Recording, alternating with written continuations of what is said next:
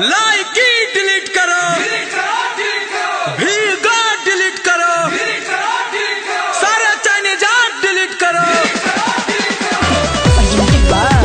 आदि शक्ति खेल।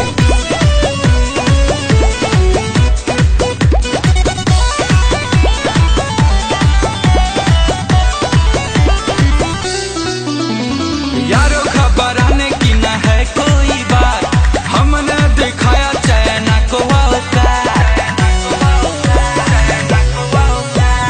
यारो खबर आने की न है कोई बात, हमने दिखाया चाइना को औकात। मेरा देखेगा जुनून कितना गरम है खून, फिर ऐसी हरकत ना बार बार करेगा। शेयर इट डिलीट करो, वीचैट डिलीट करो। मेरे देश में इतनी क्षमता है, वो ऐसा ऐप तैयार करेगा जो सच्चा भारतवासी है, वो टिकटॉक का बहिष्कार करेगा।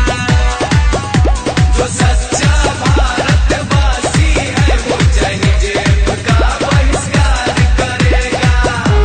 कमी एकनी में ना, एकर नस्ल में बाटे, चाल पे चाल चलल खाक कईल, एकर असल में बाटे। कमी एकनी में ना है भाई, तो गलत एकनी के बाप असल में बाटे। भैया आप सभी दुकानदारों से मेरा दोनों हाथ जोड़कर विनती है, आप सभी चाइनीज सामानों का बहिष्कार करें। हम लोगों ने सोचा था अपने घर का भाई, वो आस्तीन का सांप है निकला, बन गया है कसाई। हम लोगों ने सोचा था अपने घर का भाई, वो आस्तीन का सांप है निकला, बन गया है कसाई। उसको देख के जख्म तभी मानेंगे हम, सॉरी सॉरी वो तो बार बार कहेगा। बिगो ऐप डिलीट करो, हेलो ऐप डिलीट करो।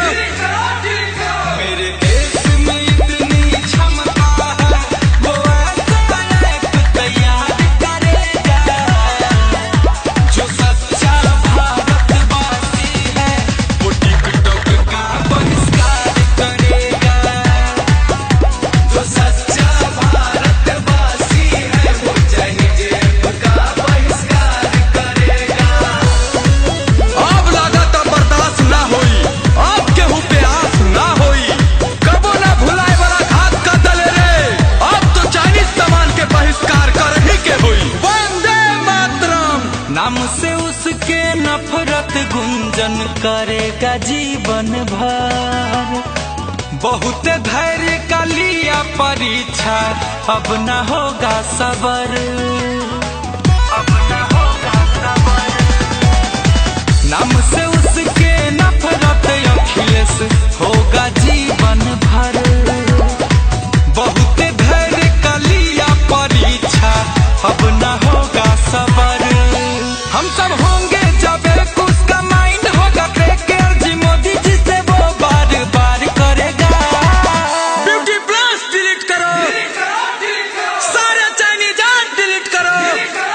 मेरे देश में इतनी क्षमता है, वो ऐसा ऐप तैयार करेगा जो सच्चा हिंदुस्तानी है, वो टिकटॉक का बहिष्कार करेगा। जो सच्चा भारतवासी है, वो चाइनीज ऐप का बहिष्कार करेगा।